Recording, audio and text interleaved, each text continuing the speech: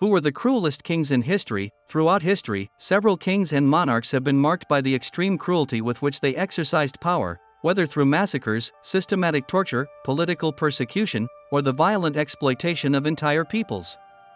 Among the figures most frequently cited by historians is Leopold II of Belgium, sovereign of the so-called Congo Free State in the 19th century, whose regime of exploitation based on forced labor, mutilations, and executions resulted in the deaths of millions of Africans, making him, in terms of the number of victims, one of the most cruel monarchs in history. Another emblematic example is Vlad III, known as Vlad the Impaler, ruler of Wallachia in the 15th century, infamous for impaling enemies en masse and using extreme brutality as a tool of political and psychological terror.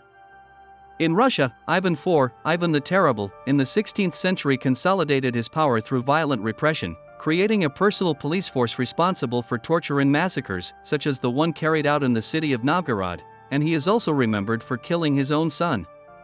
Genghis Khan likewise stands out. Although often remembered as a brilliant military strategist, he ruled vast territories through the total destruction of cities and the deaths of millions during his conquests.